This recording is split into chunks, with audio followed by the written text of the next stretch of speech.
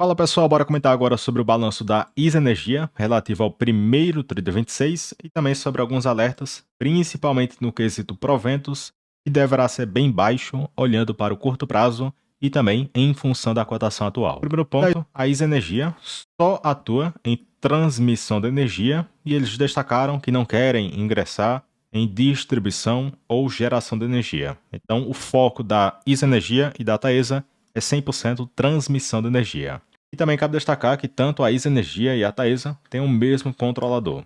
Então, sobre alguns dados da empresa, 20 anos de concessão média, porém, lá para 2028, a empresa terá uma brusca queda na receita por causa da RBSE. E para compensar essa queda, vamos ver que a empresa tem executado fortes investimentos e esse ponto irá ajudar a não acontecer esse tombo no resultado da empresa. Além do mais, a ISA Energia é a terceira maior transmissora do país, olhando no quesito receita anual permitida. E no top 1 temos a Axa Energia, top 2 State Grid, que é um grupo chinês, top 3 ISA Energia, top 4 Taesa e no top 5 a Alupar. Então veja que das 5 maiores transmissoras do país, 4 delas estão listadas na Bolsa Brasileira. Outro ponto, ao pegar a receita líquida da ISA Energia e excluirmos a RBSE, que são indenizações que a empresa recebe, que grande parte acabará em 2028. Então veja que olhando a receita sem indenização, ela cresce ano após ano em uma taxa de 12% ao ano. E esse crescimento tem acontecido tanto por causa da inflação de 5 a 6% ao ano na média, fora que a empresa tem feito mais investimentos e tem agregado nesse crescimento mais acelerado na receita versus a inflação.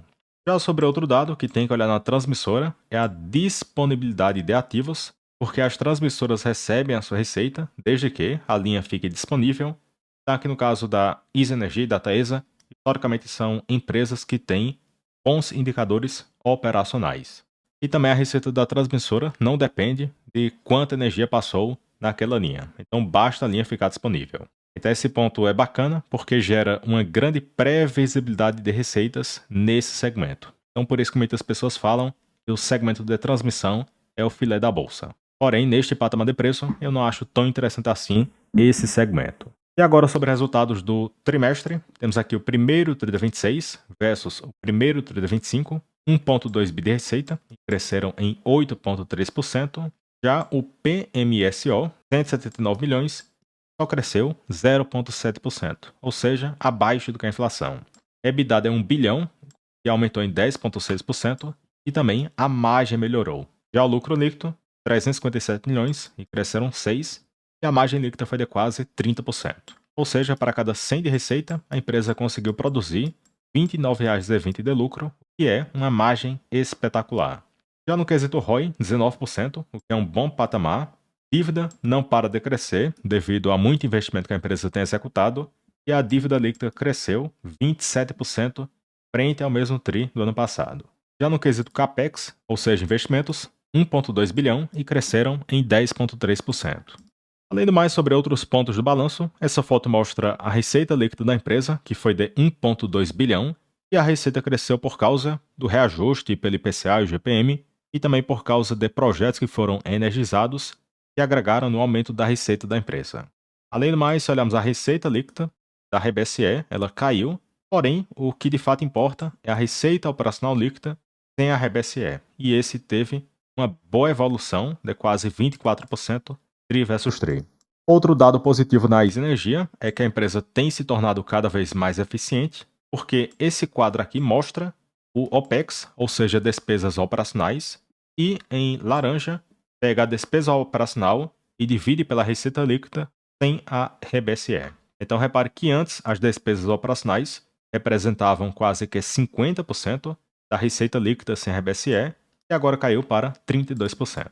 E se olharmos agora para este mesmo dado, para o primeiro TRI de 26, despesas operacionais 179 milhões e elas representaram 23,5% da receita líquida sem a RBSE. Ou seja, a empresa deu um salto no seu índice de eficiência, o que foi um dado muito positivo.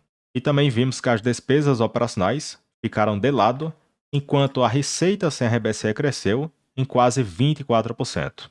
Então, realmente, a ISA Energia tem feito um trabalho espetacular olhando para a parte operacional. Já sobre um dado negativo, é que a dívida não para de crescer. Então temos aqui a dívida bruta, ou seja, o total de dívidas que a empresa possui, 16,3 bi e cresceram em 1,8%. Porém, veja que aconteceu 40% de queda no caixa da empresa. Então temos aqui a dívida líquida, que é dívida bruta menos o que a empresa possui em caixa, e a dívida líquida cresceu em 8,8%. E veja que esse salto não é em relação ao primeiro TRI de 25, e sim em relação ao fechamento de dezembro de 25. Então veja que em apenas um trimestre tivemos uma baita evolução na dívida da empresa. Porém, pelo menos temos aqui partes boas, é que a empresa é AAA e ela consegue captar dívida de forma bem barata.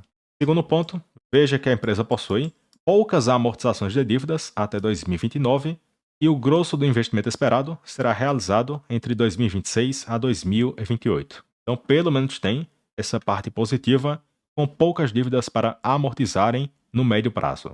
Além do mais, temos aqui o resultado financeiro, que é a receita financeira mais despesa financeira, que foi negativa em quase meio bilhão apenas no primeiro TRI de 26. E o principal motivo dessa brusca piora, juros e encargos sobre empréstimos. Então, com esse patamar de juros elevados, esse ponto machuca o resultado financeiro da empresa, o que bate no seu lucro. Consequentemente, temos aqui a variação do lucro na ótica trimestral. Então, veja que tiveram vários pontos ajudando no lucro, aumento na receita, custos operacionais controlados, depreciação, equivalência patrimonial, e vimos um impacto maior por causa da piora no resultado financeiro. Então, com esses pontos combinados, 357 milhões de lucro, o que foi 6% de alta frente ao mesmo TRI do ano passado. Então, eu enxergo esse número como um resultado positivo, ainda mais com esse ambiente difícil para a empresa, com juros altos e dívida elevada, e mesmo assim a empresa ainda consegue apresentar uma forte geração de caixa, margens altas, e estão melhorando os indicadores operacionais e o lucro ainda permanece em um patamar razoável.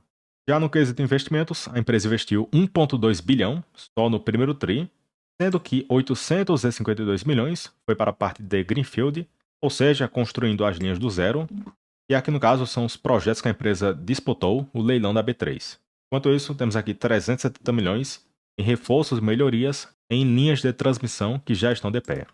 Então, nessa parte Greenfield, a empresa destaca que tem 5 bilhões de investimento remanescente e veja o prazo para ser concluído, setembro de 27, março de 29 e outro para março de 2029. Porém, esse que possui o prazo estimado pela ANEEL, de setembro de 2027, veja que o avanço físico, de 98%, em breve a empresa deve concluir 100% e bem antes do que essa data estipulada. Já esse outro para março de 2029, certamente a empresa irá entregar antes dessa data, e quem olha para o histórico da Energia, a empresa tem uma antecipação média de cerca de 12 meses, fora que normalmente a empresa gasta abaixo do que é esperado. Já na parte de reforços e melhorias, a empresa possui 7,2 bi de investimento autorizado e a previsão é que eles deverão executar isso entre 2026 até 2029. Então podemos ter aí uns 2 bi de investimento anual médio neste segmento e poderá conseguir um retorno melhor versus o segmento de Greenfield, que no momento possui uma grande competição nesse setor, e é só olhar os leilões de transmissão de energia que está acontecendo um grande deságio e esse ponto tem gerado um retorno menor desses novos projetos.